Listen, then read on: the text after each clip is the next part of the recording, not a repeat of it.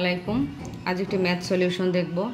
তো এখানে আছে এবিসি লিমিটেড এর পণ্য ক্রয় 26,000 টাকা, প্রারম্ভিক মজুত পণ্য 3,000 টাকা, ক্রয় পরিবহন 1,500 টাকা, ক্রয় ফেরত 500 টাকা এবং সমাপনী মজুত পণ্য 5,000 টাকা হলে বিক্রিত পণ্যের ব্যয় কত? আমি এর আগে অনেকগুলো সূত্র দিয়েছি, তার মধ্যে বিক্রিত পণ্যের ব্যয় সূত্রও ছিল। তো আমরা জানি বিক্রিত পণ্যের ব্যয় কিভাবে বের হয়। প্রারম্ভিক মজুদের সাথে নিট ক্রয় যোগ করতে হবে। তো নিট ক্রয় আমরা কিভাবে পাবো? যদি ফেরত থাকে ক্রয় থেকে বাদ যাবে, বাট্টা থাকে বাদ যাবে। তো এখানে ক্রয় ফেরত আছে 500 টাকা, সেটা বাদ যাবে, তার সাথে ক্রয় পরিবহন যোগ হবে।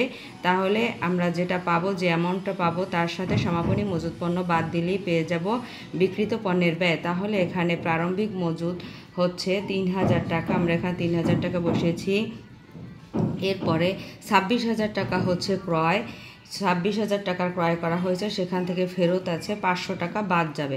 এর সাথে প্লাস হবে বা যোগ হবে 1,500 টাকা ক্রয় পরিবহন, তার থেকে বাদ যাবে সমাপনী মজুদ 5,000 টাকা। তাহলে আমাদের বিক্রিত পণ্যের ব্যয় বের হবে 25,000 টাকা।